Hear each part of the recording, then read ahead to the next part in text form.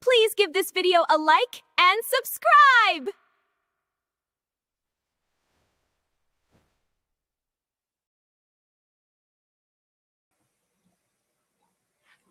Good morning, good afternoon, good evening, everyone, and welcome to Honey Badger Radio. My name is Brian. I'm here with Allison, and this is Maintaining Frame.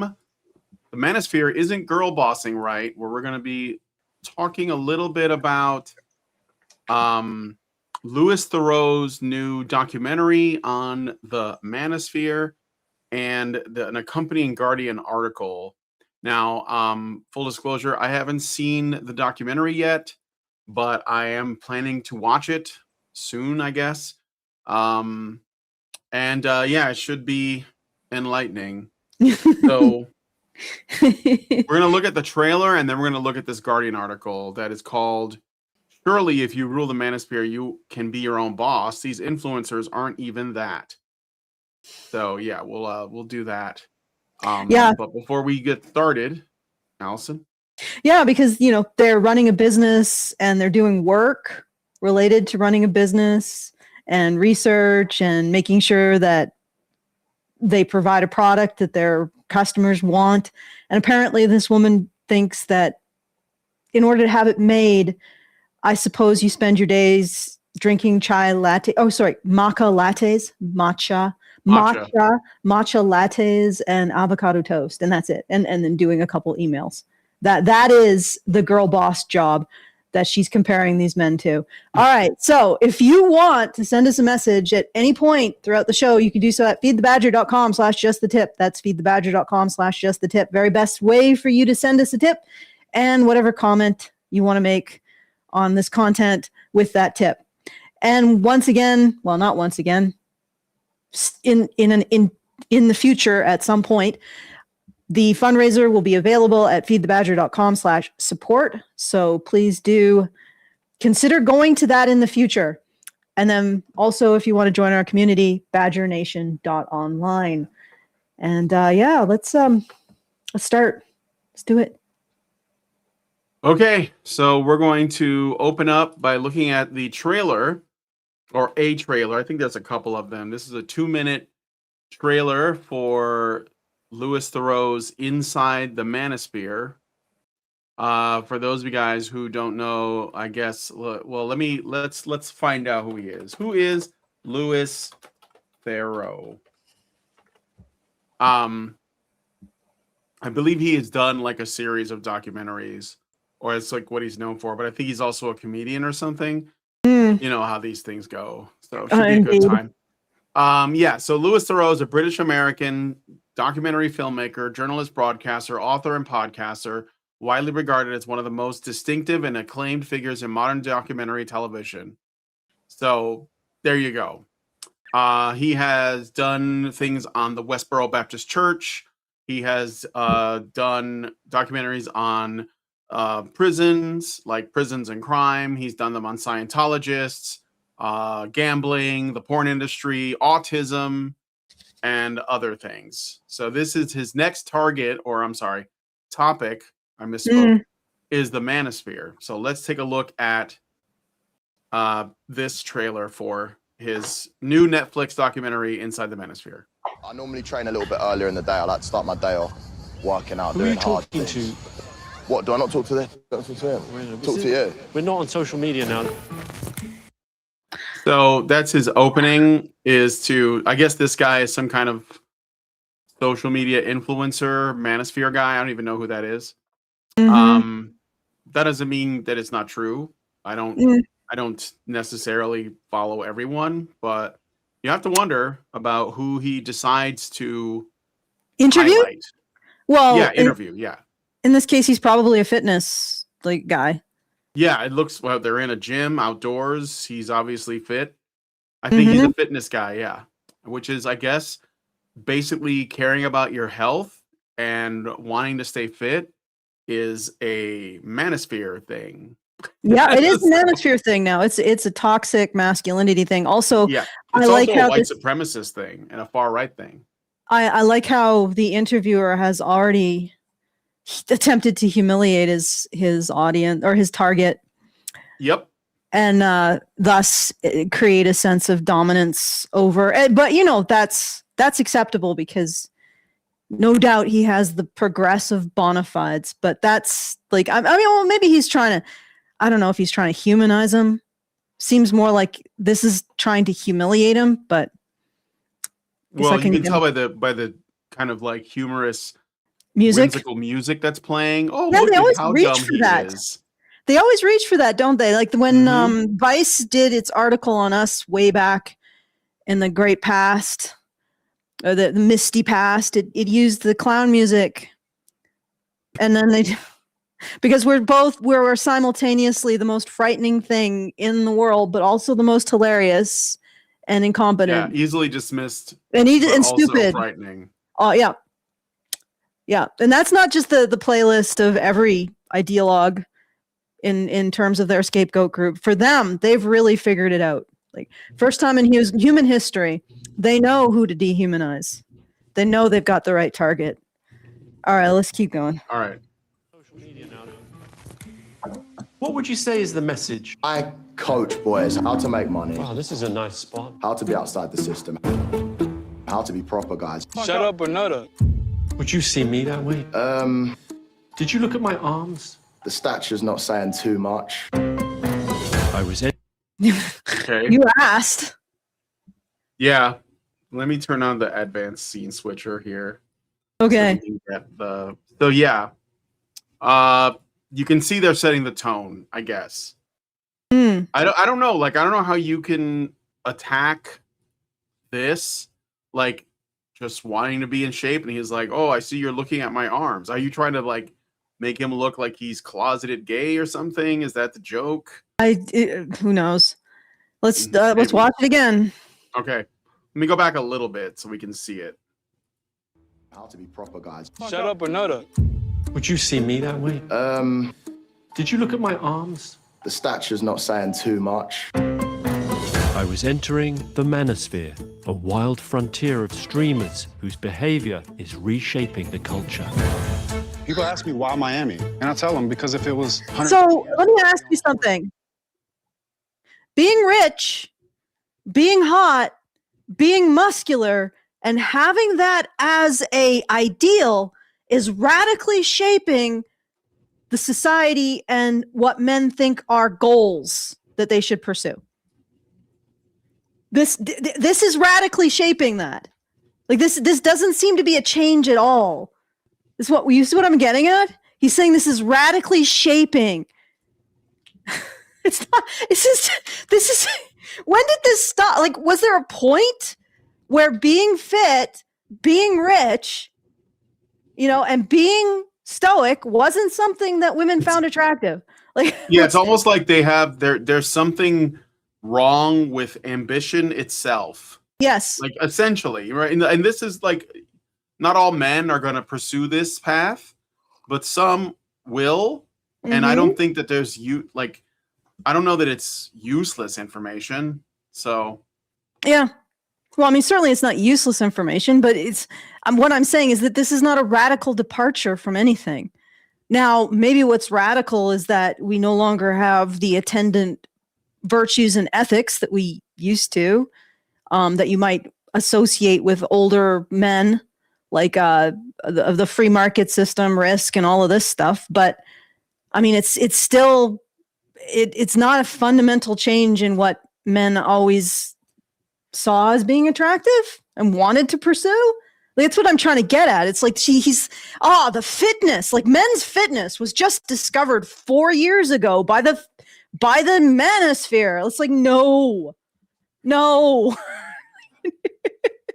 What are you trying to say? I mean, like, by that, yeah. Like, what even is the Manosphere really? Like are the men in the Manosphere defining the Manosphere, or are people like Louis Theroux and the Guardian defining the Manosphere? Because I feel like I don't think that going to the gym is the Manosphere. No. So. Nor is it something that's radically changed. I'm pretty sure. I remember there being gyms in the 80s. Probably there were gyms in the 70s. There were gyms in the 10s. Yeah. Of the 1910s, I mean. Yeah. Like this idea of pursuing fitness as like a masculine virtue has a very long history. And then suddenly it's invented by the Manosphere like 4 years ago. That's what I'm getting at. He's like, suddenly they're influencing. And then the other thing is the only thing this guy we know about this guy is he apparently does finance and fitness. Now that's the Manosphere, right? That's what qualifies. But honestly, what it really seems to be is that men exist at all, and that men do anything that men would be inclined to do. You know, that they just exist at all, that men exist. And this man, you know, he's taken that personally. Other men exist. This dude is taking it personally and making a documentary on it. Yep. Okay. Let's continue. On the way to California to dig for gold.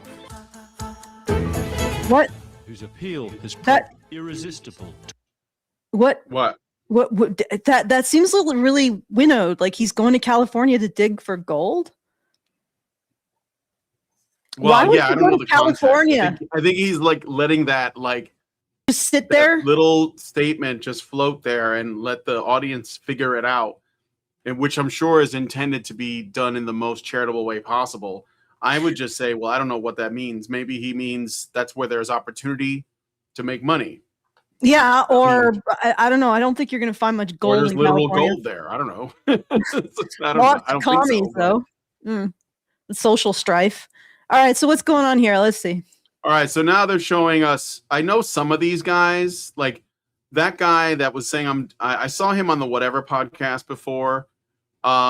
He's been on that. I think that's how he sort of raised his. I don't know who he is though. I don't know his name.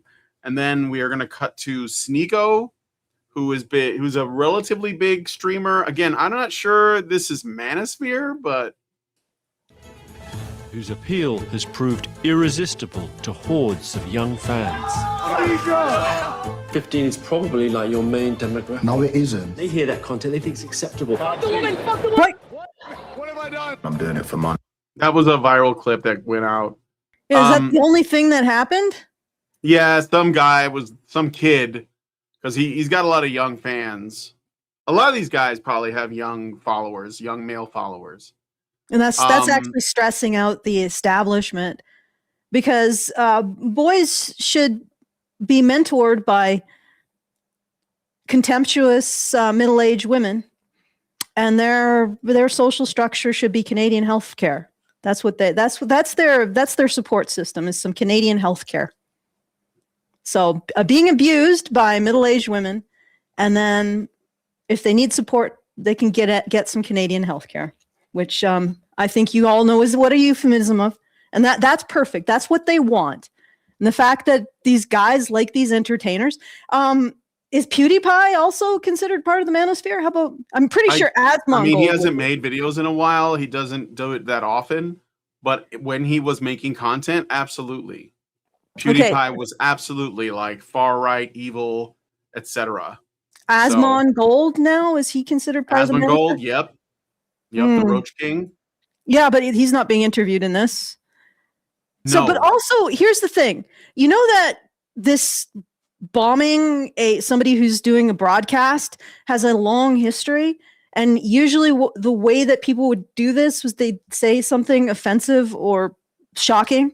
You know, they'd run across some newscaster would be doing a cast, and you would see like young men or boys just run across, say something really, really really shocking or offensive, and then run away. Like, this is not new, and you're making something out of it.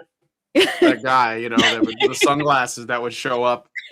Well, I mean, yeah, I think that they were on microphone, and it was like a live thing, and this kid just said something. He probably just wanted to say like whatever would be the most, agree. We don't know what his intentions were, and it's sort of irrelevant, because Sneeko was like, "What have I done?" And maybe in a part he was playing along too. He was like, "Oh my god, it's terrible," Yeah, exactly. Silly. Like it's just silly, and it's almost like they don't understand the way men joke around. Like the way men horse around is, let's say, disquieting to women and men like Thoreau. Yeah. Well, the existence of other men is probably disquieting to Thoreau. I'm getting the sense that he's like, no, there shouldn't be other men. It should just be me and the women. And that's it. Okay, let's keep going. All right, let's keep going. I'm doing it for money. I don't care about The morality of it. I'm not living for other people. I'm living for myself. What's the morality of making money? What's the morality? Is there yeah? Well, no, I mean, a serious question though, because the clip. Okay, let's look at it again. Okay, we're not seeing anything bad happen. We're just seeing him say, "I'm here to make money." Let's listen to that again. I'm doing it for money. I don't care about The morality of it. Well, So yeah. he's saying this with like a certain kind of sullenness, like, "Oh my God, you don't care about morality." But this guy didn't say, "I'm willing to turn like Chinese women into slaves to like make me money." He just said, "I only care about money." And the truth of it is these women on the boat that he owns also don't care about anything else but what they the want. money. Yeah. Yeah, like they're literally that's why they're sitting there as a group of women, a harem, if you will, in bikinis on a boat, because they also don't care. But is he going to make a documentary about women? No, of course not. Or the fact that that's the primary metric why men are able to get married is they make more than average. Like if single men made as much as married men, they'd probably be married. And also the single biggest factor for divorce is a man losing his job. Of course, he's not going to say any of that. He's not going to talk about, well, this is actually a pressure that women put on men. They expect them to provide, but possibly well above what is reasonable. They expect them to provide. That's why he has 5 women probably in a rotation around him. Yeah, you might. I mean, it's almost like you have to ask yourself, why do these men exist? Like, why do they exist? Why are they so popular? What is it that is motivating? What does he mean by morality in this instance? Because I get what you're saying. It's like he's actually poisoning the well here. Guy's making money. There's no indication that he's doing anything immoral. He's just showing fitness content and financial content. I doubt this man who is in this casting moral aspersions and virtue signaling his cock everywhere. That would be the documentarian, because that's what he's doing. He's virtue signaling how large his virtue cock is in this entire thing, starting from humiliating the guy. And now I will stand behind the first few seconds being an intentional humiliation of his subject to this. And there's no indication the guy is doing anything immoral. Fitness and finance. Is he going to say that this man is encouraging boys and young men to take damaging supplements? Is he going to allege that this man is encouraging fraud in finance? Because that would relate morally to what he's doing. But that's not what he's doing, is he? He's letting that you don't care about it morally just poison the well and what this dude is doing with no receipts. No receipts. Well, at least not in the trailer. Also, well, another thing is that this is a trailer, so the purpose of it is to make you go, "Ooh, I wonder what he's getting at. I wonder what immoral thing this guy has done." So it is like working as a marketing tool to get you to want to watch the movie. Although you're basically a captured audience, because like it used to be the case that if you made a film, your film only made money if people went to the theater to watch it. But if you make a film for streaming services, then you probably don't need to worry about people watching it, because the streaming they're already paying for the streaming service. Yeah. So that's the shame. Yeah, Metallica, Sneako's a Muslim. I know, and that's the thing too, is that's why I'm saying, like, how is this Manosphere content? Unless I think Sneako is actually he promotes Islam on his streams. I don't watch them really, but he does, right? Or at least he talks about how Islam is compatible with, like whatever else he promotes. But like I said, I don't really watch his content. So, but anyway, all right. I don't care about The morality of it. I'm not living for other people. I'm living for myself. Okay, that's also So he says, "I'm not living if I'm not living for myself." Okay, are you going to operationalize that, sir? Like documentarian? No, of course not. He's just going to let it float around like a fart. Yeah, Is he you're supposed engaging to in just- fraud? Is he encouraging his audience to engage in activities that harm themselves? Fitness and finance, guys. Fitness and finance. That's what this man is doing. He's not even a pickup artist. Like, they literally do not like the fact that other men exist. They just don't like anything that men do or that they have any place to stand. It's like they just don't want men. They don't want them to exist. They want masculinity to exist. They don't want men to exist. They just want you all to fuck off into the ocean and go drown. The other thing too is, again, like, these guys are basically trying to solve for women that are trying to get that bag while keeping their own bag. They're literally responding to the female dating strategy, and what they're treating it like a game where if I have enough that those women will want me, then I will be able to basically have my pick of the litter from multiple women, which is why that guy can have a bunch of women on his boat. So it's like they're basically they're trying to match or exceed the energy of the women, these modern women. And so when he says the morality of it is what's missing, you're only looking at half of the equation. Because if you were to ask me, have we a crisis with things like meaning and morality and the immaterial or the transcendent? I would say yes, absolutely. But I would also say women are as much a part of that problem as men are, if not more so, because when the women say, I want this, and they're only talking about material things, the men are trying to solve for that. They're like, well, we got to give them that. And so they basically try to get that. Some of them don't bother. Probably most of them don't bother because they're like, well, it's not worth it. But the few that can, they make that effort. So you're just looking at the solution or the other half of an equation, and you're basically blaming that half of the equation for the entire situation. You haven't even completed it yet. You're not even looking at the fact that these guys would not exist if women weren't looking for guys that specifically have that. You know what I mean? Yeah, Like, no, exactly. Well, you remember that I'm going to go back to this over and over again because it just was a perfect visual example of the problem of dating. The panel where you had the guys, you know, they look like they were ready to take responsibility, to have families, to provide for their families. You know, so they were in an ethical place where they were expecting to step up, you know, not be the recognize where they may not be doing the right thing or whatever. That's what they were demonstrating. They were demonstrating that they had some form of principles. So the men were moral, they were ethical, they had principles, right? The one even said, I'm single because I can't find a woman who really matches my principles. And then you look on the other side and you have a bunch of dysregulated baboons who want money and does he look good, right? And it's like, well, if that's what women want, guess what men are going to be? And those guys who've decided to stick to their guns, they don't have 4 women hanging out on their yachts.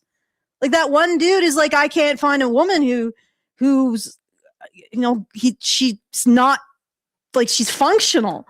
Like she has some kind of ethical system. I can't find a partner, basically, is what he was saying.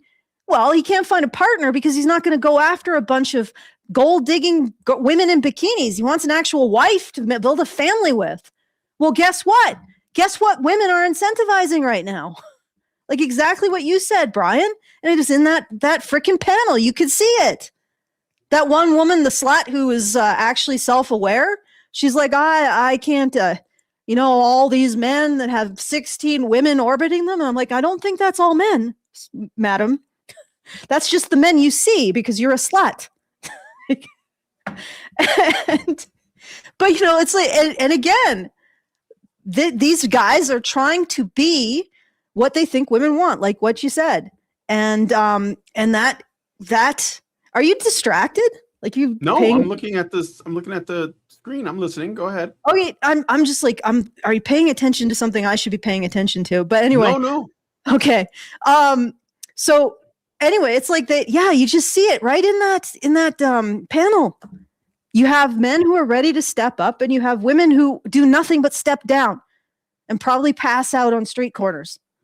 Like, and it's like, what do you do? If women don't want men who are moral, then men are going to be like this.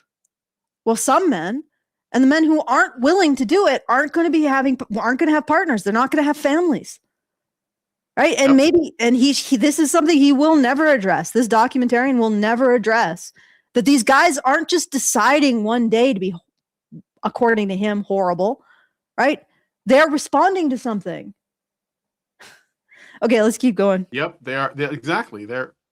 Well, yeah, let's keep going. Children. She doesn't talk to other men. We don't cross into each other's lane. Stings, huh? What does that Okay, mean? let's go back. So I think that he's basically saying he agreed, him and his woman.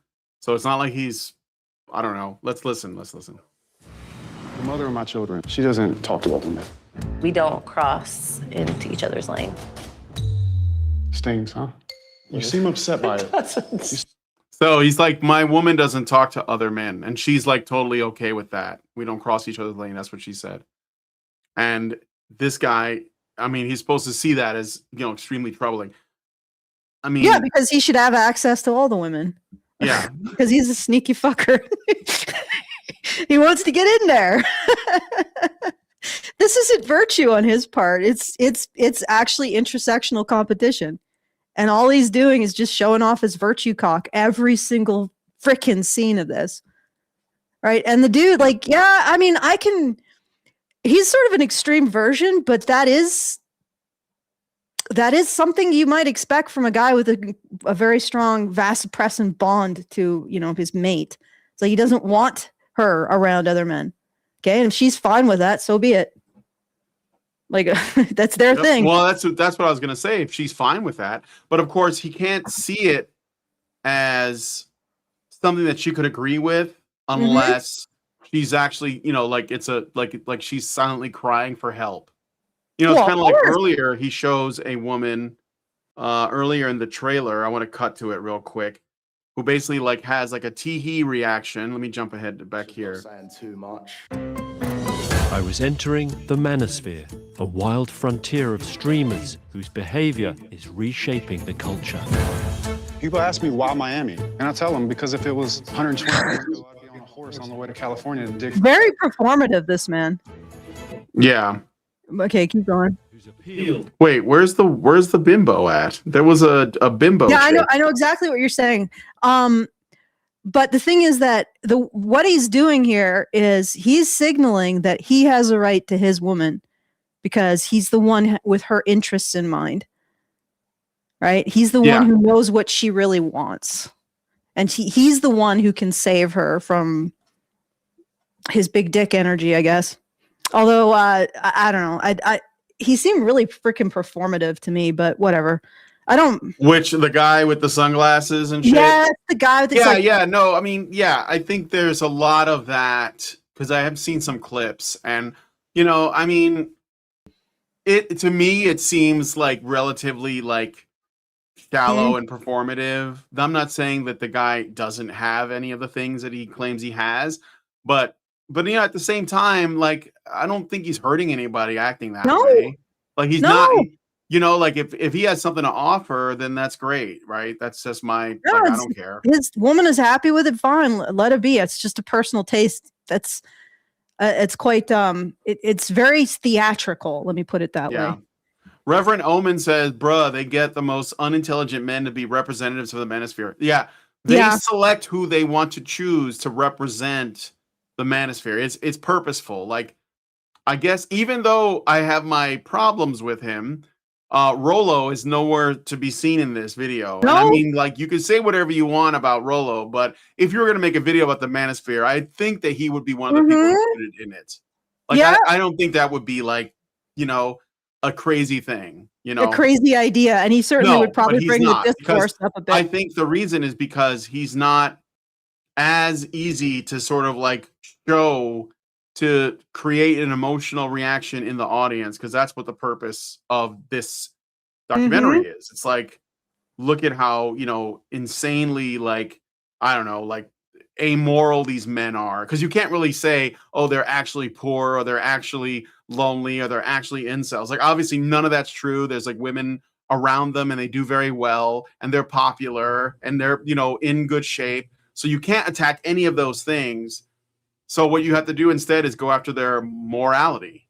You have to make them seem dangerous or secretly insecure or something else, right? Yeah. So yeah, and there's no indication yet that the allegation that these guys are immoral is going to have any receipts.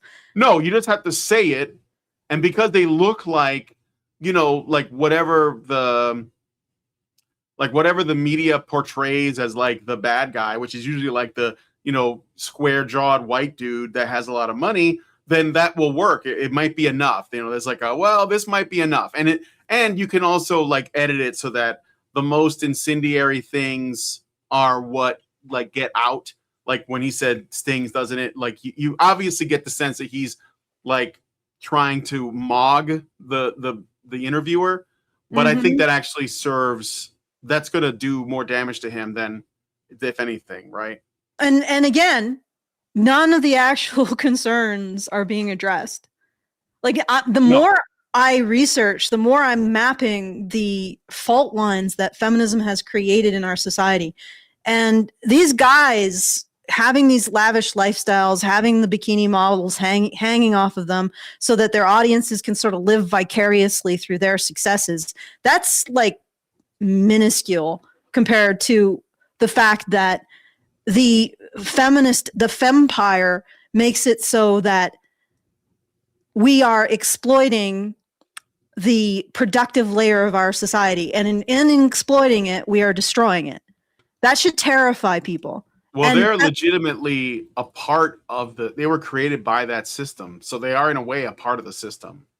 Which like this manosphere, these guys that are like, you know, chasing, they have their own businesses and they're trying to get other men to like, you know, get in shape and all these things like chase down status.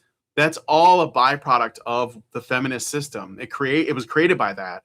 And of course they would say it's a reaction to that, but I think that was always the play, because feminism needs a narrative that men oppress women, and anything that looks like that can be used. And these Manosphere guys, they kind of play into it. They don't just they absolutely play into it. They're chosen because they do. Yes.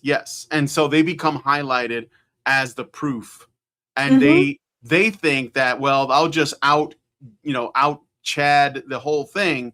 And sure, for themselves, they might be okay. But the problem is that whatever they do, the worst parts of it, and even the parts that wouldn't be considered bad by any normal metric, will be used to tar all men. To say this is all men, whatever these guys do. And there'll be regular men who already have it tough that their lives will be made harder by this. Well, yeah, because it hides the issues that men are actually facing. Like these guys, these influencers wouldn't be so huge if they didn't have audiences living vicariously through them. Let's be honest. So when you actually create a situation where the average man has no hope of having a family, has no hope of having a wife, has no hope of having a house, then living vicariously through men who have lucked into the position of having those things, or even an abundance of those things, is something that's generated by the very pressure of the fact that the average man won't get those things. So now he can live through these guys. He can feel like he has a moment of having these things that the system itself has basically destroyed. And it's destroyed precisely because by what I'm saying. It has destroyed the productive layer that used to employ men.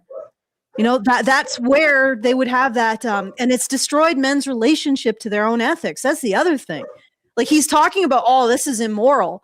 Well, where is feminism in terms of men's ethics? Like the ethics that come out of masculinity and being a man. Feminism basically says there is none, right? A man is only an inferior version of a woman, and only an inferior version of how women relate to the world in a moral way. So this guy is talking from a position where men probably don't have any ethics to pursue. They have to pursue women's ethics. right? And that doesn't, when you tell a generation of boys that they have no ethical frame that comes out of who they are as men and their masculinity, and you say that they're defective girls, you don't create men who are actually women and have women's particular version of ethics. You create men with no ethics. It's like literally, and I've said this over and over again. Andrew Tate was created by feminism. If you're going to point to him and say he doesn't have any morals, well, yes, because feminism broke the connection between young men and their morals. Like when you say that, well, and women and their morals too. Yeah, that's true. Well, women and their morals in a more It tore subtle down way. morality itself, basically. Yeah. But in particular, they said that men don't have an ethical, like, think about it. No, I know. I get it. Say that there is actually an ethical system that comes out of men and masculinity and how men relate to the world. They never say that. They say that men are inferior women and they're immoral women, basically. Well, there you go. This is the result. This is the result of castrating generation after generation after generation of boys and not telling them or not allowing them to develop an ethical frame around their masculinity. You get this. You get biggering, more bikini models, bigger yachts, bigger money. And then every other dude who will never get that because he hasn't lucked into it. And luck is a big part of this. Luck and who your family is, I'm guessing, for all of these guys. Like they are going to live through this vicariously. And the other thing is those guys on that that panel that we watched, perfectly moral, ready to step up, ready to have families, reasonably decent, normal guys, except they were all like, much more attractive than average, I would say. And they're not getting families. And they're not getting families because they are moral. And because they have nobody, no woman who's the equivalent of them. So it's like, this is like a gigantic ball of fuck, and it gets worse and worse and worse the more you trace the fault lines that have been created by feminism in our society and what feminism has colluded to create. So you look at this, we are reporting on the effects of feminism on men, guys. This dude is going and he's investigating the effects of feminism on men. And they're calling it the Manosphere. All right, let's keep going. We don't cross into each other's lane. Stings, huh? You seem upset by it. You seem upset by it. Do you consider yourself a misogynist? I love women and I actually understand them. This is Myron Gaines from the Fresh and Fit podcast. I'm sorry, sir. You don't understand women if you love them. Well, I think that I don't know what he's going to say here, but again, remember, these videos do get edited. Why do you have to love women? Like, why is this necessary? Well, Allison, like I said, these guys are still a product of feminism. Like, whether they think they're pushing against it or not, they're still operating within the framework, which is why I think Myron is like, he knows what he's dealing with, perhaps. Mm-hmm. And he's like, okay, I'm going to try and frame this in a way that the documentarian understands in the hopes that he'll be fair to me. But he must know on some level he won't be. Yeah. I believe Myron if he says he doesn't hate them, no lies detected. No, he doesn't. I don't think he does. But that's the thing. When you say, are you a misogynist? I mean, it's a bullshit question. Yeah, it's a bullshit question. There's no such thing. But, he doesn't want that for an answer. He wants a yes or a no. And he's expecting you to say no, because who the hell wants to be called that? I mean, I'd probably say yes just to piss everyone off. Okay. Yeah, but you wouldn't really mean it. Well, what does that mean? That's what I mean. Like I wouldn't like it, but the thing is that I honestly the things that I see women engaging in now, and I'm not talking about it's just appalling. Like just the rampant misandry, the hatred of men, the dismissal, the contempt, the dysregulated behavior. I don't know what is there to like is my question. But anyway, I don't know if that's hatred.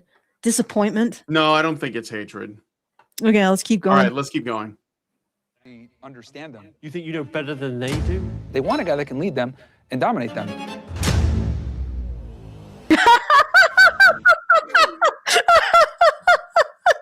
Do you think you understand them more than they do?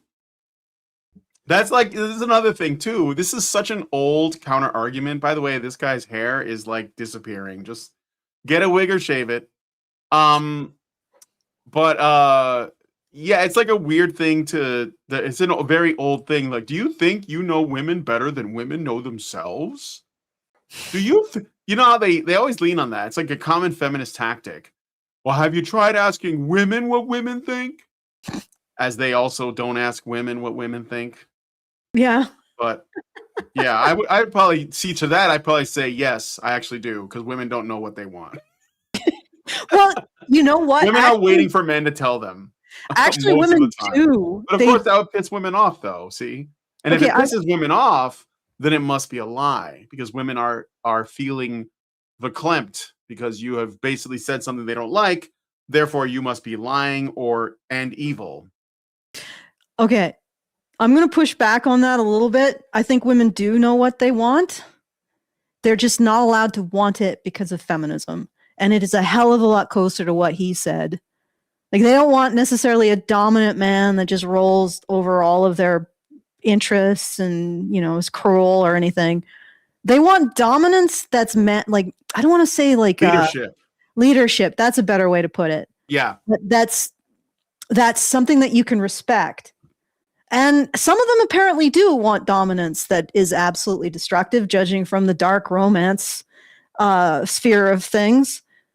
Although that I could get into what that is. But I think actually, based on what my research is and what I see women willing to pay for, I think I have a better understanding of what women want than pencil neck here. And that is closer to what he's saying. With qualification that, as Brian said, they want leadership. They want competence. They want something they can respect, right? They want decisive action. They want men to look like they are men. And men tend to be, they have greater risk tolerance. They have greater tolerance of danger and discomfort. They have greater physical capability. They have stronger instincts when it comes to threat. So women want that. And there's no amount of head bobbling that this guy is going to do is going to change that. And I can tell him from the point of view of looking at these things and doing a lot of research, mining through the data when it comes to romance, that the dude who just said they want a dominant man, who takes charge, much closer to the truth, much, much closer to the truth than whatever this guy thinks. All right. Got anything to say to the live, Thoreau? Not really. Do you think Satanists are running the world? Absolutely. They talk about misinformation on the internet. This is what. So he says to Sneeko, remember, Sneeko's a Muslim, he's religious. And he says, do you think Satan runs the world? And he said, absolutely. And if he presents that like it's insane, but anyone who's religious would probably agree that, we're run by evil forces that exist and we have to constantly resist them. I'm just saying, like, it's not an absurd notion. I would outright say that the West is now run by Satan. Well, not literally Satan, but it's run by men and women who give no fucks about what they're doing and the disaster that they're creating, as long as they get theirs. Right? And I'm not saying it's just men. It's women too, women caping for these men. Absolutely. The robber barons and their moral busybodies caping for them. And hiding, graft, and in like civilization level theft from the future and from the taxpayer, hiding it behind DEI initiatives and other bullshit. So yeah, he's got a good case that we're actually being run by Satanists. Yeah.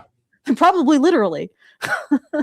Okay, let's keep going. Okay, he says something about disinformation, so let's see. This is what they're talking about. Oh, let me go back a wait little a second. Wouldn't this man say that society is a patriarchy, therefore it definitely is run by evil? Yeah, I know. Wouldn't he agree? Yeah, that wouldn't he eat the if red? you believe that the world is run by white supremacist capitalist patriarchy, that it is in fact run by the devil? Or maybe you just like, well, it's an evil force of elites that are basically straight white men, Christians for some reason. But I don't want to call it Satan. Like, That would be weird. Well, why didn't he just go back when he said, "Oh, you think the world's run by Satanists? Well, do you think the world's run by the patriarchy?" Like, why wouldn't he zing back? Do you think the world is run by the patriarchy, which is the ultimate evil? Yeah. No, that's dude. This guy's hair is terrible. What is this? What is this back here? Do you see that? He's going for the nebbish. It's like a little like, oh my god. Okay. Not really. Oh, that was the palm tree. That wasn't his hairline. I was gonna say that's bad. Got anything to say to the live, though? Not really. Do you think Satanists are running the world? Absolutely. They talk about misinformation on the internet. This is what they're talking. Okay, dude, do you know what the Great Satan is? Are we going to go after the Muslims now? I'm guessing not, because he's British. Oh, he's looking so stoic. He's like, I can I don't feel, know what this I can shot feel the is. engorgement of my virtue right now. The dude in the scarf, I am so twee.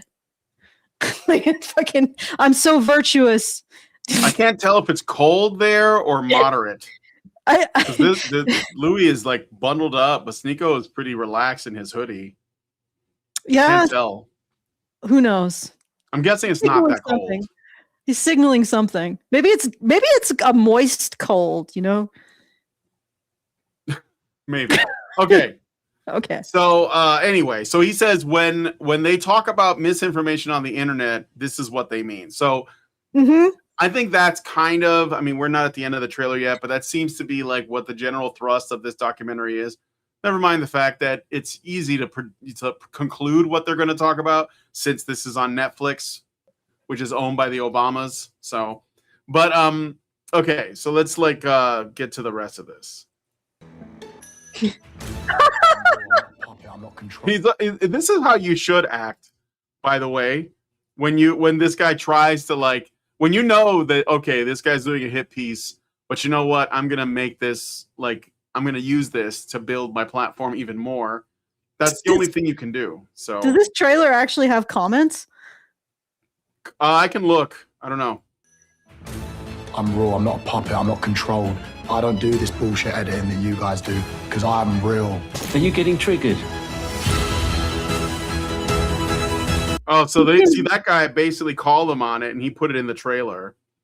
And he's like, are you triggered? Is this really a thing we're doing now? What year is this? 2014? Where they try to tell us actually you guys are the ones that are triggered. Ha ha, gotcha. Why are you so mad?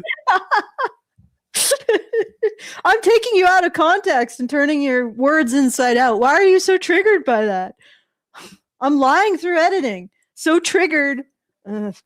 Well, he even said, yeah, I mean, we don't do the editing. We're going to be real. And look, I don't know who that guy is. Maybe there's going to be some, like, maybe he got caught with some shit. Maybe there was a hot mic or something. I don't know. But it's true. Like, obviously, these guys, they always do this. They always edit out the stuff that doesn't make the narrative fit, and they leave in the stuff that does. And then they use music to manipulate you. Music and editing and, you know. Is there anything further in this, or is it just? I don't know. I'm seeing this for the first time. Oh. No, that's it. That's a Netflix logo after that. Okay, let's see the comments. All right, we close this. No indication of any kind of morality. There is. Oh. How to be outside the system. Bro is a slave to the system. Yeah, like these people are buying into it. I love a good Netflix doc, but I'm not sure this is enough migraine meds in the world to get me through this one. Let me see what's actually going on. Not part of the system, but doing it for money. Yeah, that's exactly what the system is. Yeah, because what we should do is not make money and then defy the system that way. Okay, well, good luck eating. And I don't know. It annoys me. There are people who think they really have it figured out. Like, well, man, money's fake, bro. Just live without money. It's like, no, we can't do that though. Like, you can have your criticisms of the gold standard and all that other shit, but we still have to eat. We still have to live somehow, right? Lewis using stoicism on narcissists made my day. Ugh. Yeah, it looks like everyone's buying into it. Yeah. Well, it's probably AstroTurf, but honestly, Lewis being the manliest of them all is so funny to me. That was exactly the goal. That was exactly his goal in this trailer, and this guy, never the boot, ate it up. Yeah, this is I have a serious suspect about this, about the comments here. But regardless, let us do the article. They're bots, you think? Or paid for? Probably. Fair. Yeah. They could be curating the comment section. Yeah. Exactly. All right, well, let's look at this article. So again, I haven't seen the documentary yet. Plan on watching it. And and I want to point out, still no conversation about domestic violence that men face, sexual assault that men and boys face, the draft, homelessness, failure in school, right? The complete self-harm, addiction, suicide, and false also allegations, maternity fraud. The marginalization of men actually identifying as men. Like just being able to be masculine without constantly being harped on as that being a wrong category of being. Right? All of that's completely ignored by this. Bunch of guys want to make money to attract dames and the world that explodes. But all of this other stuff that is actually stuff that we need to address to start fixing the fault lines in our society. No, we're not going to talk about that. We're just going to have a Tea-Tums festival, poke fun at the Manosphere bros, and then call it a day. Oh, the problem's solved. And the funny thing is that they've constructed this. By breaking the association between men and their ethics, and a recognition that men have an ethical system that's valuable, that they bring something to the world, they've made a situation where the average man is seen as subpar by the average woman. Therefore, there are no relationships really forming or not sufficient numbers. There's no children being born. And you have whole generations of young men who have absolutely no access to family, right? None, or a stable relationship. Generations who then have a desire to live vicariously through these dudes that have plenty. Well, where does that pressure come from? You think that Manosphere would have been around in the 1950s when the average man was married by the time he was like 27? No. Or that there would be no market for it because the average man had access to a family, had access to a steady relationship with a woman, had reasonable access to all of those things. Now they don't. Thank you, feminism. And there's a huge amount of them that want to live vicariously. Why do you think these guys are so performative? Because they are performing for an audience that's hungry for a scrap of something that they used to get just by virtue of, being a man who is willing to step up. That's not a little thing. I'm not saying that's a little thing. It's a big thing. But where are the women willing to step up to? Feminism killed them. Oh, I use the word K, the kill word. That means that we are going to be double demonetized. Okay. All right. Actually, one more thing. This has been haunting me since we did the Byrony response. Byrony wants the beauty industry to be a horrific holocaust that men do to women, right? She wants men to have the same kind of guilt and shame over the beauty industry as they should have over sex trafficking children. In neither case are men really responsible for it, but let's just leave it at that, right? She wants men to feel ashamed that the beauty industry exists, but she does not want women to feel at all pressured or judged for choosing to drive the beauty industry with their products. So simultaneously, she wants to use it as a moral bludgeon against men. But there's a problem with that because women might feel bad for being the ones driving this industry. So women can't feel bad for choosing the thing that is the most horrible thing to do to women, even though it's their choice that makes the horrible thing. And the reason why men are providing these things to women is because they want to eat. They want to survive. They want money to exist.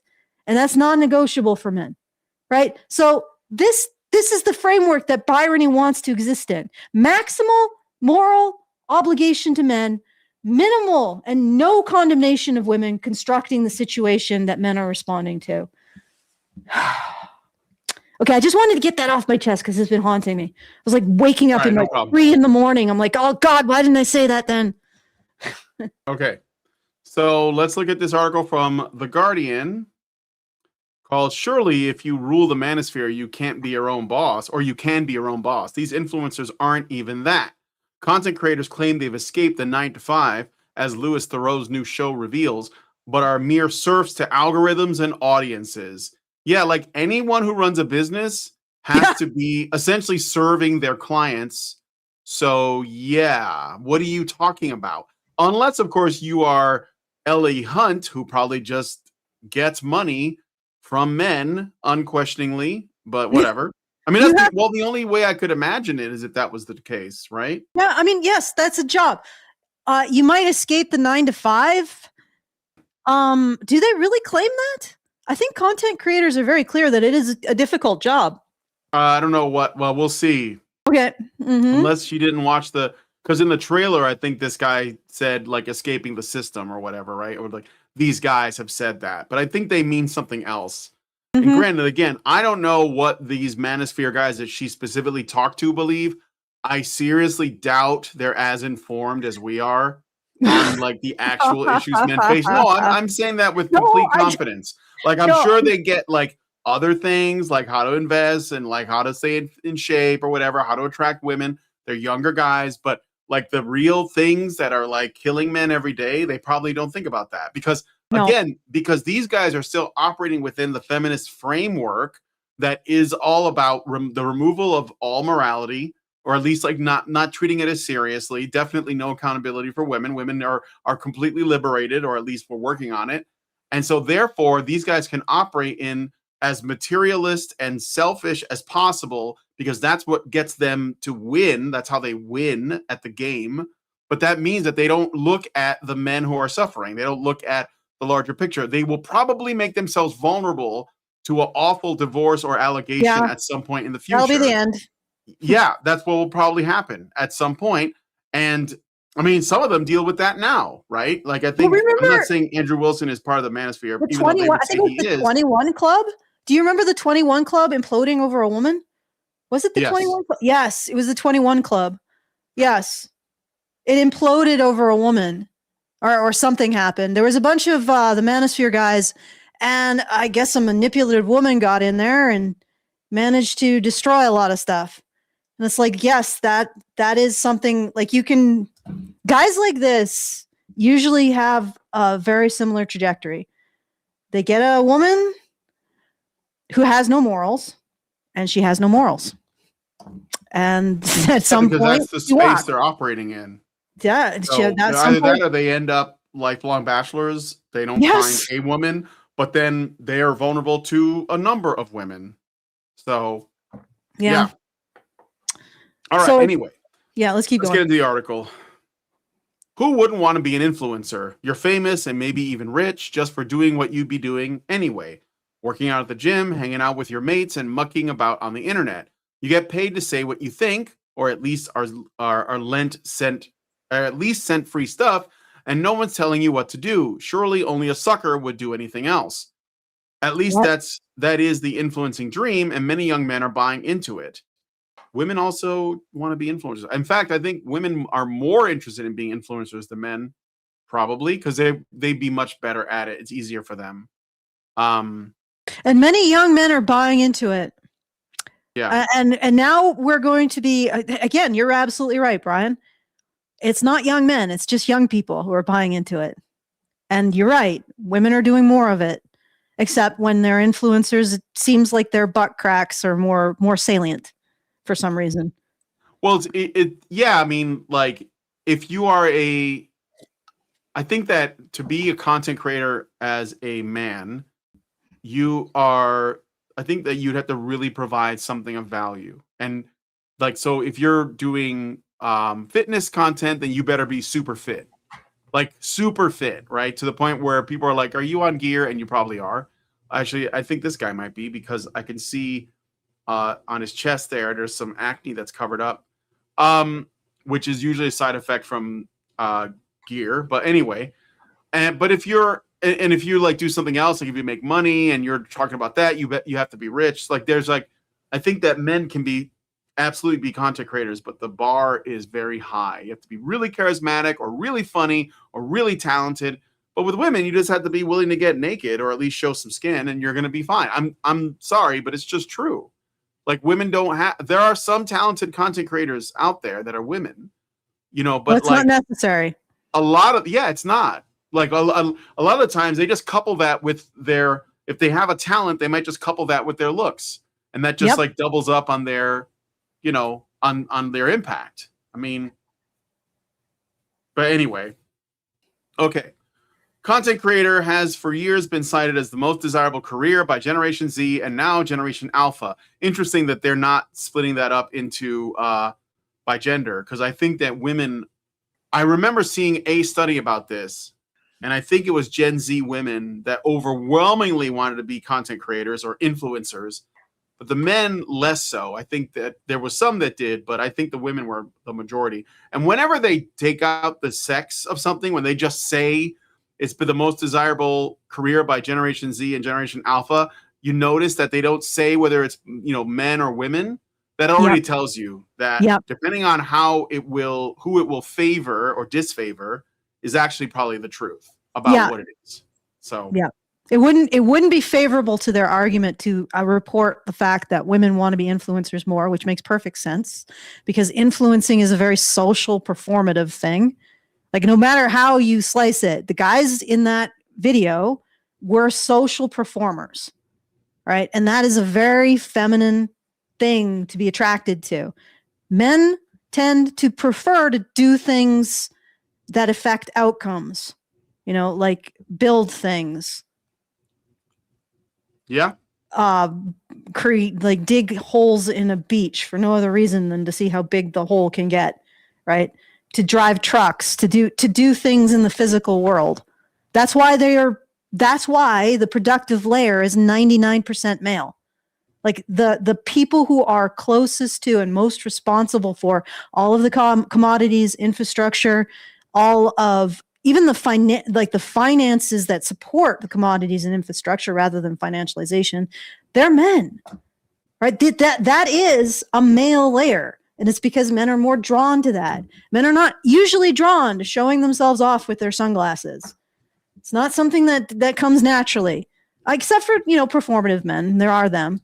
There are men who are like that. And it's not like, I don't want to diss them.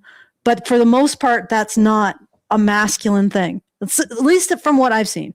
No, I'm inclined to agree with that. I think that for the most part, men who are online, they're men who are building something, they're creating something, or they're teaching something. Like maybe they're history content creators talk about history, or they talk about science or something. So it doesn't necessarily have to be like bodybuilding, although there's plenty of that. But like, it's usually the men that are showing you a skill that they have worked hard to learn, and they're kind of like sharing it with people, right? So they're not, I mean, like if they're more attractive men, they're probably going to do better, but it's not like that's the thing that they're selling you, like there's like cooking shows, right? Cooking YouTube channels.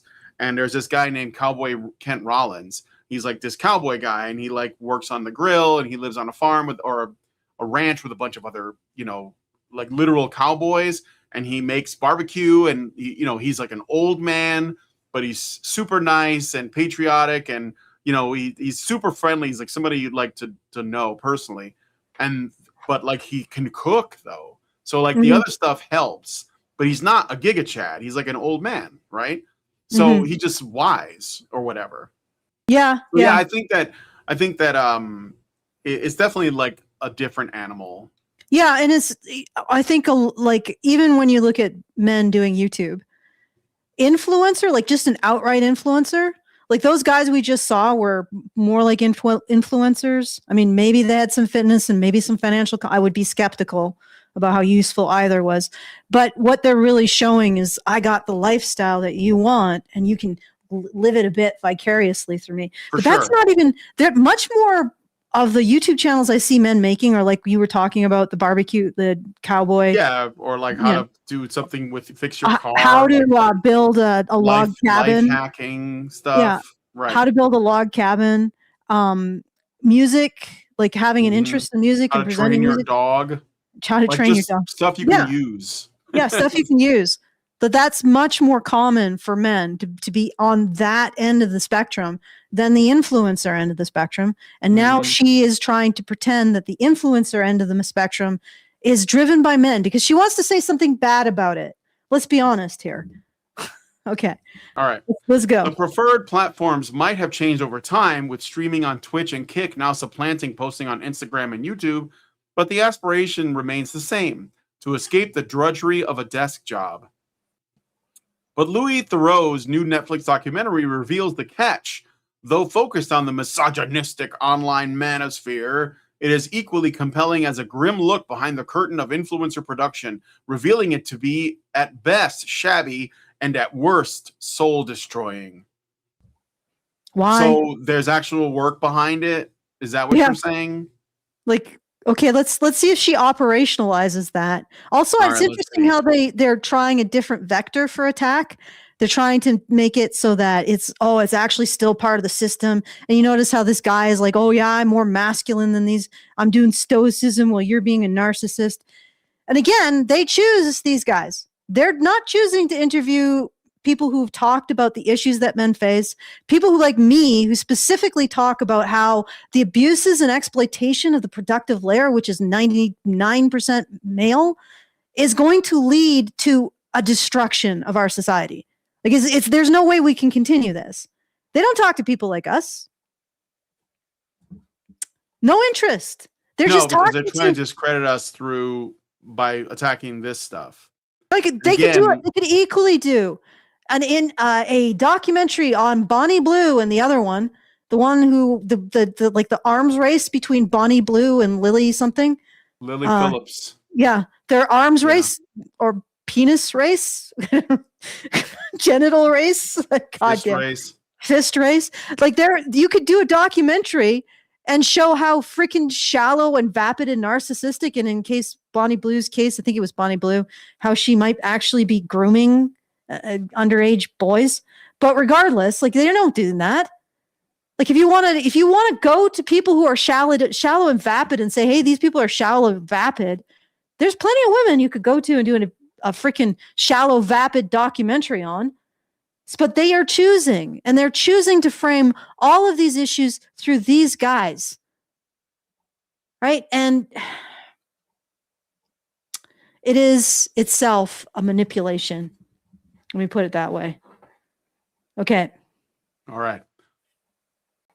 Theroux's featured creators claim to have seen through the false promise of conventional careers to find success on their terms. Yes, they have all the trappings: pools, girls, luxury cars, and watches, and jaunts to Dubai, though the last may be curtailed now. But going behind the scenes, you see what is absent. Huh? Well, civilians are being bombed. Oh, I see. Yeah. But going behind the scenes, you see what is absent from the social media highlights and edgy viral clips. Life as an influencer is often banal and just as much of a trap as a standard 9-to-5. It's also much harder to get out of. What? Work is work? Yeah, work is, so basically it's as banal as a 9-to-5, but you also get like bikini girls, pools, luxury cars, and watches. Okay, so it's exactly the same. It's still a job though, guys. I mean, sure, you get like a big house and a luxury car and watches and girls and pools, but to say that you've escaped working. I mean, you're not making the case against this. Like, sign me up. I'll be an influencer. But I know it's not that easy. See, I can't just do that. Yeah. And what's funny is, like, the girls, they benefit. And they literally don't have to have jobs. They could be like Wendy's employees. Like, they could just work at the local Chipotle, and they'll be able to stay at this dude's mansion and, like, get rides in his car and chill out on his boat. And that, but of course, we're not going to talk about that because for whatever reason, women getting things for nothing, it's not empowerment, I guess. I also want to point something out, right? She's saying that the job is not what it's cracked up to be, but is she going to say that they're being exploited by the industry? No. She would say that about OnlyFans models, though. Yes, they would. And also, by this same logic, then the CEO of, like, a corporation that also works like 12-hour days, but also has pools and luxury cars and watches, is he also a victim of the grind? Is his life banal? Oh, wait, that's too much sympathy for a CEO, though, isn't it? Can't have that. So we're just going to not talk about that. Yeah, I'm actually sympathetic to not having too much sympathy. It depends on the CEO. Well, I know that you would say that because of the recent work you've been doing, Allison, but I'm saying, like, these people just hate CEOs, period. They just hate the idea of people working for money. Even, yes, there's corruption and all of that. I get it. But this is not what she would be attacking. She's just talking about, fat guy, pinstripe suits, smoking cigars with, like, lighting cigars with $100 bills. That is a cartoon, but that's what they see as every man that runs every company everywhere all the time.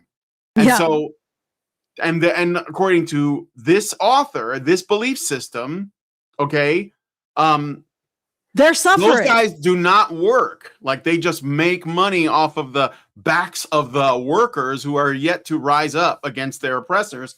So what I'm saying is that if she's trying to paint these Manosphere guys as, despite all of their riches, they're actually, like, victims of the system, then you would also have to apply that to the CEOs that they hate. Yes, the corruption exists, but I mean, that's going to be a issue no matter what. It's government collusion with exactly. Though the real problem is the government. Yes, that's the problem. Okay, but ultimately, you're right. She's laying the framework for sympathy for people who get all kinds of stuff from their labor, because it's still banal. Well, who cares? I mean, they're okay. All right. But I think what she's really saying is that they're patsies. Let's be honest. She's not going to say that this is a men's issue. No, of course not. And also probably that they're too stupid to realize, like, that's it's kind of like a veiled insult. They're too stupid to realize that they should be working a banal 9 to 5 and not having bikini models or a wife or a big house or plenty. They should be earning what a regular guy does and doing just as well with women. Yes. Which is not at all well. So, okay. Yeah, okay. All right, anyway. Even the Manosphere, characterized in the mainstream as a hotbed of dangerous misogyny, might more accurately be characterized as a large-scale grift, as Thoreau told The Guardian. A large-scale grift. How is it a grift? How? It's because the people who are saying it are grifters. Oh, I see. So, it's like the thieves always see everybody as a thief. Like, it's... So we've labeled them grifters. Therefore, whenever they talk, they're grifting. I guess. What grifters do. All right. Let's keep going. All right. Though it undeniably harbors toxic views, it is perhaps best thought of as a masculine counterpart to the female-focused online world of wellness, with influencers peddling an aspirational image and with it, products and services. So it's like wellness for women, which I guess then that means that Thoreau should do a documentary on women's wellness influencers that sell, like, creams. And I fucking hate this man's face. The way that he's looking at this dude. Like there was this subtle concern and contempt and skepticism. Do you see that? Mm-hmm. Oh, so punchable. All right, keep going. All right. For many in the Manosphere, the misogyny seems almost besides the point. Like racism, homophobia, or anti-Semitism, let's just lump all those together, it serves only as a button to press to generate attention and profit. Oh, kind of like how you guys press the button to like silence people and maybe get them assassinated.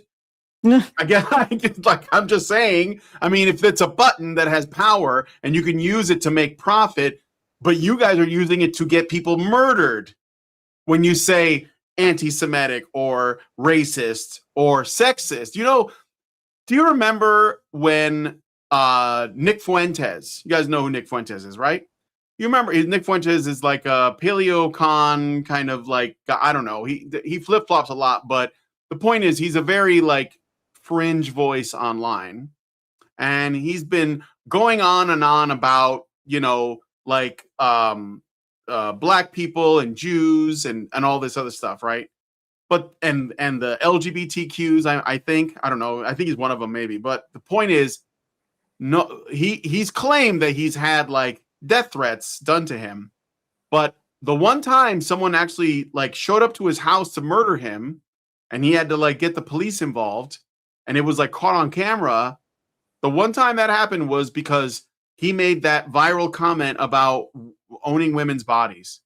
It was almost like all the other stuff people were upset about, but they were willing to forgive. But when they realized he hated women, or at least they suspected it, somebody was ready to take him out. I'm just pointing out that sexism is like the line. It's like the biggest line. It's like the one you don't cross. You'll get censored for other things, right? Especially if you're in England.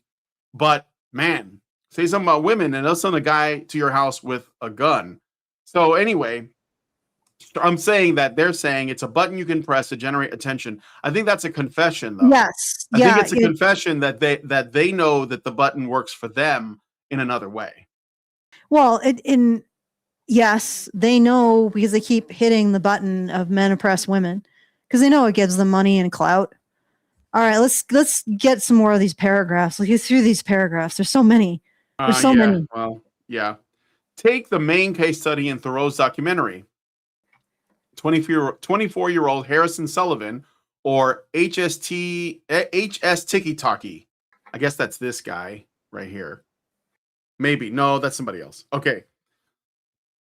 To his audience of hundreds of thousands across TikTok and Kick, HS is not just living the dream, but selling it too, showing off his built body, harem of bikini-clad models, and life of leisure in Spain. He tells his typically young followers that they can achieve the same for themselves by signing up to a dubious investing platform. Sullivan takes a cut even if they lose money. Relative to, well, okay, but again, like... Who's losing out here? And who do you actually give a crap about? Yeah, I mean, if men are doing this, you have to ask yourself, like, why? Why are men doing this? Why do they think they have to do that? Well, why do they think they have to make money, be built? And why are they giving money to a man who's promising them even though he's not delivering? Oh, okay, next paragraph. All right. I thought we would get through this without Andrew Tate, but apparently not. Come on, Allison. Come on. He's like the final boss of misogyny right now. Relative to arch villains like the accused sex trafficker Andrew Tate, who denies wrongdoing, yeah, well, he hasn't been arrested yet, or even the looks-maxing provocateur du jour Clavicular, Sullivan is small fry within the manosphere, but perhaps also more representative. He comes across as more motivated by lining his pockets than he is restoring men to their rightful place in the social order. A place in the social order. A place. Any place. Any kind of legitimacy at all as a category of being. Right? Any place at all. Not defective girls, but their own category of being that is legitimate. That, you know, would have has persisted as half the human race over the entire course of our genetic lineage. Don't you think there might be something valuable to men? That's what they're doing. Of course, this isn't really about that because they're not really They're not really challenging anything. They're just presenting a vision of plenty that men can live vicariously through. They're not actually challenging the problems that create the situation where men don't have partners, they don't have children, they can't get married. Not interested in that, right? But like, this is the thing. Like, it's not just their rightful place. It's any place in the social order, right? Any recognition of the value of men that this woman doesn't want to see happen. No, Okay. she doesn't. I'm done. There are many He comes paragraphs. across as more motivated by lining his pockets than he is restoring men to their rightful place in the social order. And though he routinely broadcasts himself saying and doing outrageous, offensive, and cruel things, it is seemingly only to provoke a reaction. And operationalize those things. Like, where's the evidence? Yeah, I'd like to see that, but I don't think we're going to. With the attention, I can get more fame and monetize, Sullivan explains to Thoreau. He doesn't believe the offensive things he says, Sullivan maintains, but it's also irrelevant. He can profit off it. By the time he is Thoreau's age, Sullivan says he wants to be valued in billions for the sake of his future children. All right, so let me just comment on this. So let's say, and I think it's true that a lot of people say, a lot of these guys and a lot of people online in general, they say things to provoke a reaction and it gets them to go viral and they make money. This is like what people do on X. There's like, it's like one of my main criticisms of X is that if your posts get engagement, then you can make money off the posts. And so there's a lot of rage bait on X, for example, right? Mm-hmm. But here's the thing. If you know that you're saying something specifically to provoke a reaction, then why do we react to the things that he says? So if we thought that what he was saying was bait and we ignored it, or that it wasn't like anything of any like substance, like they were just saying racist things online, then or sexist things, and I didn't have a problem with it, like I was just like, whatever, I would not be contributing to the fame and monetization. But the people who do are the people like the woman who wrote this article. You guys are the ones that are making it possible for him to make money because you get upset about the things that he says because you don't like it. That you are the reason he makes this money. And you don't have, that's why you don't really have a solution either, because the only solution would be he shouldn't be able to say that. Yeah, well, that's the solution they want. But here's the other thing. Like, Paul Elam used to say very controversial stuff.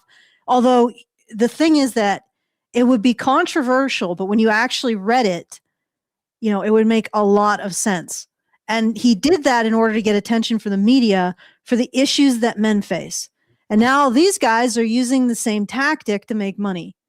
And they're paying attention to these guys because they don't want to face what's underneath all of this.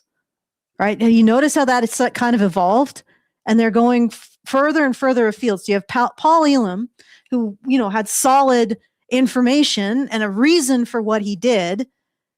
And if you actually read what he was putting forth, you would see it. But of course, the media would only latch on to the most sensationalist interpretation. And his point was to bring attention to the issues that men face by being salacious. And then you have, you know, like the pickup artists, and then that they take another layer of actually trying to get attention to something. And now we're at these guys using this to simply make money. And they're the only ones being paid attention to now, because this entire system doesn't want to look at, and it doesn't even want to look at the fact that people respond to this with outrage because he's targeting women, right? Nobody likes women being targeted except for me, you know, because I'm a perverse person. But I just, you know, if somebody tells me I can't do something, I just got to do it. But nobody likes women being targeted. That is pitchforks moment. That's when people get their pitchforks. Like Brian was saying, that was the moment that Nick Fuentes was not long for this earth, according to, you know, people. Right? That was the button you press to send somebody armed and willing to kill to someone's door. Right? That's always been the button. And they don't want to acknowledge that. And they also don't want to acknowledge that if misogyny is a problem on Twitter, misandry absolutely eclipses it. Like, misandry, in comparison to misogyny, Misogyny is a yurt, and misandry is the Death Star.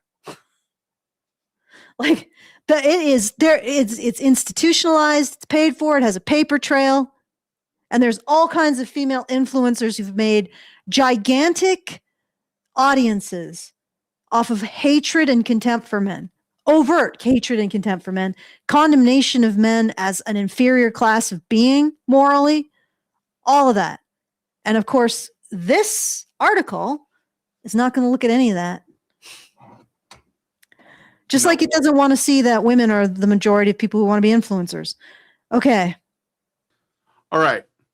Later on, two baby-faced Tate fanboys tell Thoreau they looked to Tate for advice on how to build intergenerational wealth. No job is going to be able to give you that, one says. The thing is, he's not wrong. Declining social mobility and stagnating wages have made it next to impossible to improve your financial position through work alone. Again, notice they're leaving out the gender aspect of this, which means it's actually probably affecting men more than women. Because the truth is that women are getting jobs. They're more likely to get them. They're better educated, or at least they're more likely to get an education because the education system serves them. Plus, even if they don't get anything out of it, they can just marry a guy that has it, and then they're set, basically. So men don't have that option. So when they say stagnating wages have made it next to impossible, they're trying to criticize the system, but they're not acknowledging that that's probably affecting men. And I guarantee it, if we look this up, that's what it's going to say. Yeah, it is. Like the subprime crisis hit men worse. Obama tried to put through an infrastructure bill and was shot down by feminists because it would primarily have helped men. Right? Okay. This situation is because we are engaging in extractive processes that are destroying the productive layer of society, right? And the productive layer of society is the primary way that men are employed, and we are destroying it.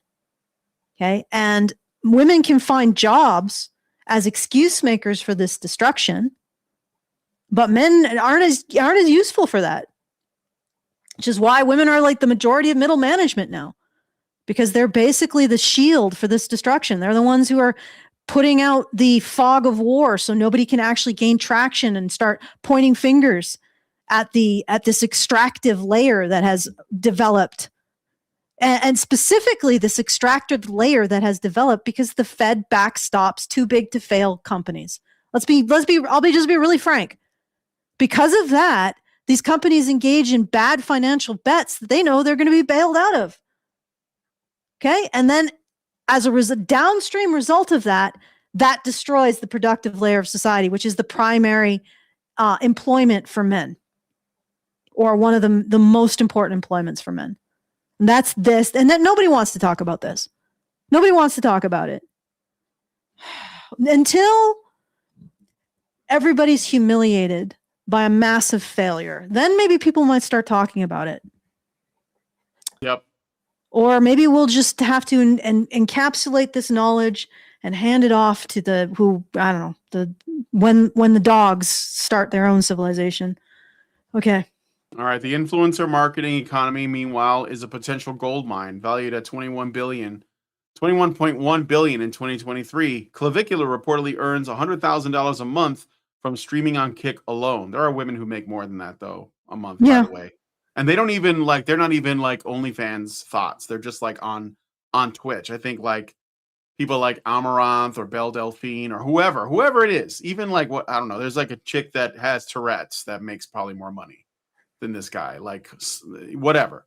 So I mean, to say that again, you're trying to put the blame on men here, and women make more. But here's the thing, though, too, is that I don't think this is necessarily good news, because influencers that are just entertaining people or just being themselves, like they're just up there cooking or whatever it is they do, jumping jacks, they're not creating anything. So it's like, it's worrisome because the money that they're getting is coming from somewhere, and it's probably coming from people who are actually producing things, right? Or at least are part of an industry that produces. And I'm not saying that being an online content creator is not productive, because obviously that's what we do. What I'm saying, like, it depends on what it is you're creating. Like, if you are sharing information or philosophy, or you are I don't know, like, you're informing people in some way that's useful, or entertaining people in some way that's like, like that requires some planning or skill. I think that you could argue that those are productive, creative ways of, like, contributing to and creating value, because culture is value as well. But if you're just like, I don't know, like you're just, just Showing talking off about your your life, lifestyle. showing your asshole, whatever, I don't think that's producing anything. So it's a bit worrying that's where all the money is. It's kind of like, Oh, what? 21.1 billion is nothing. yeah, it's Like, probably not much. Really. Feminism probably rakes in, between the divorce industry and all of the industrial applications of feminism, probably rakes in over $1 trillion a year. Like, and all of the HR and PR and the usefulness for feminist handmaidens to hide institutional theft. Ah, God, they're probably making well over $1 trillion a year. Oh, I'm sure they are, and I'm saying that's that, but that's not producing. That's what I'm saying. Like, it's obviously not. It's draining. Yeah. No, but I get what you mean. I wouldn't worry too much about that with the male influencers, though. Let's we got a ways to go. Let's All right. step Too many up. young people faced with a lack of opportunity and grim outlook. It may seem like a cheat code akin to marrying rich, as young women are increasingly aspiring to, with the Manosphere's conservatism reflected in the rise of trad wives. Certainly, it may yield a better return in investment than climbing the career ladder or a costly, time-intensive degree. Well, yeah, but like, again, men are not, they don't benefit from college. That's why they're not going. Like, there was a study that's saying women are getting a higher education, but men are also realizing that college is a scam. And so they're not going to college. And you're saying, oh, it's a time intensive and it's costly. It's like, no, they're checking out of that. That's obviously not good. They don't even like education now. And yeah, women are marrying rich, but I like how they frame it as aspiring. Women are aspiring to marry rich. Oh my God, there's another. There's another article. Would you like me to cry now? Louis Theroux on the Manosphere Marriage and Misunderstandings. Most daring documentary maker, really. That's, I think, how he's framed. So yeah, I'm starting to be bored with this article. No offense. No, I mean, I didn't write it. Yeah, let me look at this. Let me see if there's anything further to look at. Let's see. Guardian. We rely on the generosity of our readers. Oh, well, too bad then. Okay. So Sullivan tells Thoreau he dropped out of uni to sell online fitness programs, was soon making $1,000 a day, prompting the shift to streaming. He wound up influencing not just because it was his passion, but because it was the quickest path to riches. He soon found out the more provocative the content, the more profitable it was. If I'd done just good things, I would never really have blown up on social media, he says. Sullivan is contemptible, but he isn't stupid. He knows what he does is no more complicated than sales. All right. Sullivan spends his days narrating his workouts, having slack-jawed interactions with his entourage. Couldn't call them friends, and prowling the Marabella Strip. Okay. Sure, Though he whatever. prides himself on not having a boss, Sullivan is arguably less autonomous than a salaried employee, existing at the mercy of algorithms. No, madam. It's arguably less is weasel words. You mean not at all as autonomous as a salaried employee. Yeah, Sullivan isn't as autonomous as an employee who probably has to clock his bathroom breaks. Right, okay. When Thoreau asks Sullivan why he does not want to try to be a good person and lift people up, he responds with a mix of defiance and fatalism. I'm not living for other people, I'm living for myself. Watching him be puppeteered by his audience, it's his best disingenuous, but even if he believes it to be true, it's also not much of a life. Really? Okay. So what life should he have? But isn't like everything about what women are supposed to be doing right now also living for themselves? But we don't consider their existences to be hollow? Is that not also, if you're saying his life is hollow and sad, then are you not saying that's true of all women that are also just looking out for number one, which is like what all women are told? Can I make an observation? Most of these guys are not white. Yeah. Yeah. Well, they're not going to point that out. So No. it's just like the incels. It's likely the case that the majority of incels on the incel forums are not white. They're like African, they're Indian, they're black, they're Latino. Not Latino, we do fine. But like they're black, Latino. I'm just kidding. But like the majority of them are non-white, but like they have to be framed as white. The Manosphere documentary, if it's going to reveal anything, it's that, yeah, like a lot of these guys are not white. And yeah, and this guy is trying to conflate Jordan Peterson with the one dude with the wife is white. And the Which wife guy? in the glasses. Do you remember the glasses? Sure, yeah. Yeah, he's white. All right. Okay.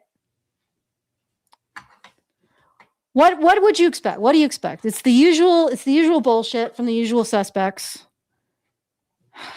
Yep. Okay. Oh, the lift yourself up to your bootstraps narrative. The question is like, what is the point? I have to watch it still, but what do you think the point of Thoreau's documentary is? Like, what is ultimately where he's supposed to, where he expects the audience to land on this? Like, what is their impression supposed to be? And why? And it comes down to a number of things. Why did he pick these specific men to focus on? Even this article that talked about that Sullivan guy, she uses that one guy's story to tell the story of everyone in the Manosphere. Do you see that? Mm-hmm. Like that one guy is indicative of all of them. And of course, anywhere that there could be like where there's opportunity to make money, you're going to get people that are going to try and leverage it in their favor. Anywhere. It doesn't matter what it is. But like, what's the purpose of that? So, yeah. All right. I mean, there's this other article, but I think it's better to probably watch the actual documentary. Yes, I have a problem with nouns. The entire category of nouns perplexes me. Okay, but I think I'm like, how much should we say about this? They still don't talk about what needs to be talked about. This is a digression. It's a distraction. And they don't even hit on what the real problem is here. Why do young men want to pay these guys this money? Right? If these guys were making you rich and giving you access to these women, then why is the situation the way it is? Right? If this was working, if what these guys were doing was working, the birth rates would be higher, there would be more marriages, there'd be more stable family formation, but it's obviously not. So, and nobody in the media wants to ask themselves, why are these men making so much money on just presenting the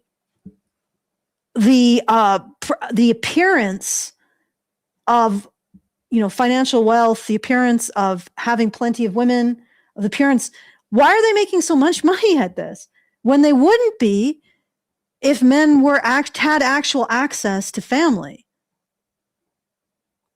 Like, why would guys be watching this if they actually had women's attention, women's interest, they actually had family, actually had jobs that paid them enough that got them to the point of being able to support families?